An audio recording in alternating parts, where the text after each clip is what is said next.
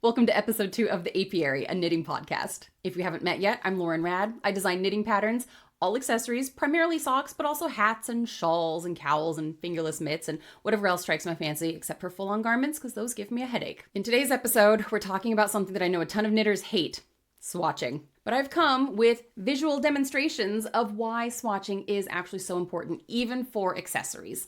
All 3 of these were knit with the same size needles and the same weight yarn and the same knitting pattern. But as you can see, these are not the same hat. And that's because all 3 of them use different yarn.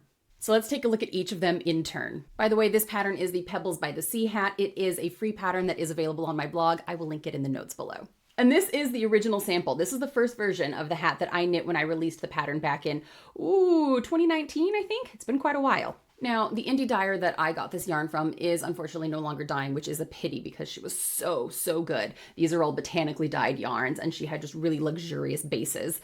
But this yarn was originally labeled as an Aran weight yarn, but it's 70 yards per 100 grams. So I think it's probably closer to a bulky weight and was just kind of mislabeled, or there was a kind of miscommunication. Most Aran weight yarn also knits up on needles of about US 8 to US 10. I knit this using US 11 and it's kind of a tight gauge. So that's another indicator to me that this is probably thicker than Aran weight. Some important things to know about this yarn base is that it is 100% wool and it has a single ply with a relatively high twist. Most single plies that I've used have been kind of loosely twisted. This one is pretty firmly twisted, and that means that it does still have pretty good stitch definition. You can see that that's pretty clear there for a single ply yarn. Now, the original sample of this hat fits my head very comfortably. I have a 22-inch head circumference, and you can see this guy. That's a comfortable hat, right? That is a comfortable hat that gives me a lot of space. It's going all the way down over my eyebrows. It's also a relatively dense fabric. It is a good, thick, heavy hat. You can see in the drape, it's a pretty stiff drape. It's not really loose. It's not real flippity flappy. And I'll be honest, this is genuinely one of my favorite hats. I wear this guy a lot. You can kind of tell it's starting to look a little bit worn. Now, the blue version of this hat was also knit using a bulky weight merino yarn, but this is a superwash merino. This one was non-superwash. And this one is constructed with 2 plies with a relatively low twist. So you can see the stitch definition is pretty similar because it has 2 plies, but the plies are a low twist ply. That also makes it a really lofty and light yarn. You can see that this hat has a lot more drape and a lot more movement than this hat when you jiggle them together. This one's flapping a lot more. I'm giving pretty equal jiggles here, but this one's flappier. The blue one is flappier. Now, this yarn is also a bulky weight yarn, but it is somewhat finer than the original yarn I used for the sample. Again, remember the sample had 70 yards per 100 grams. This one has 100 yards per 100 grams, so it is a little finer. Now, that slightly finer yarn combined with the loftier construction has resulted in a hat that is overall lighter and slightly smaller than the original sample. You can see when I put it on, it doesn't go quite so far down my head. It's not covering my eyebrows. It's not quite covering my ears as well. And if you look up close, there's more space in the gaps on my head. It is an airier hat. It's still going to keep me warm, but it's not going to be as dense and cozy as the original hat. And finally, this pink version of the hat, which I just love. It's so pretty. I don't know if you can see kind of the various colorations in there. And my lamps are kind of, skewing the color palette. But it is the loveliest, prettiest, lightly variegated pink with bits of purple and yellow in it. And it's so charming. But even though this is a bulky weight yarn, it is significantly finer than the original sample. This one comes in at 130 yards per 100 grams.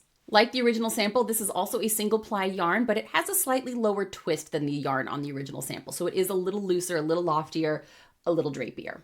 Now here's where I have a confession to make. I knew that this yarn was going to be so much finer than the original sample yarn that I hedged my bets when I cast on for this version of the hat, and I knit the next size up. I also added more repeats before I started the crown decreases so that the hat would be deep enough for me to wear. I knit it using the same size needles. Nothing else has changed. But as you can see, this hat and this hat are about the same size. In fact, if I stack them on top of each other, the light pink hat might even be slightly smaller, even with the additions that I made to it. When I put it on, you can see it fits quite similar to the original hat in terms of length and depth, again, because I added those additional repeats before I went to the crown. But you can see here, it's got slightly larger gaps, again, because it is a finer yarn knit on the same size needles. So what's the takeaway here? If I had not added the extra repeats, both in the circumference and in the height, there is no way on earth this hat would have fit if I had knit the same size. So where does gauge swatching come into all of this? Well, it's relatively straightforward. You can get a pretty good amount of information by looking at the labels on your packages of yarn, which is how I knew that this yarn was going to be so much finer than this yarn that I was going to have to make some adjustments out the gate in order to make the hat fit.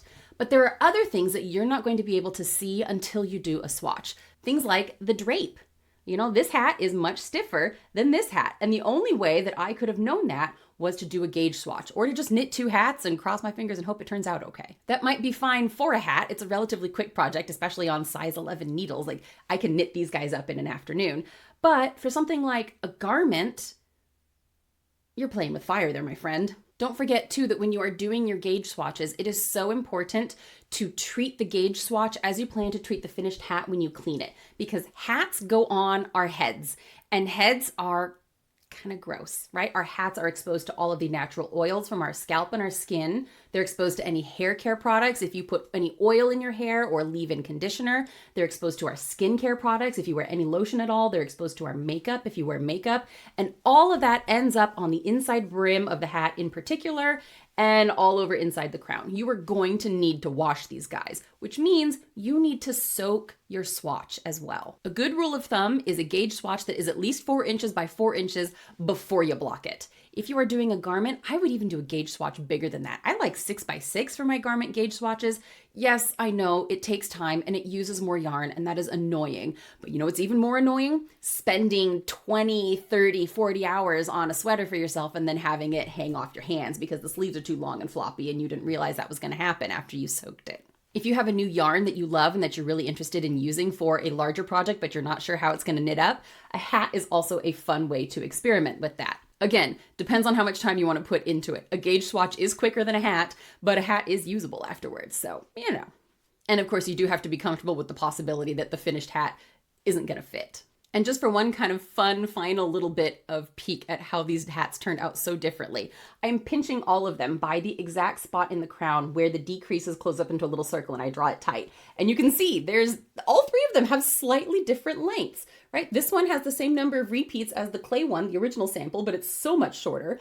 This one has significantly more repeats than the clay sample. So they're all slightly different.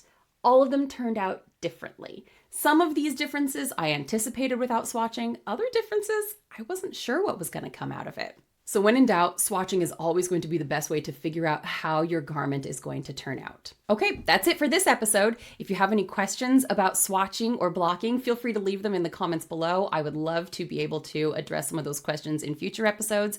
And otherwise, thanks for being here. Happy stitching.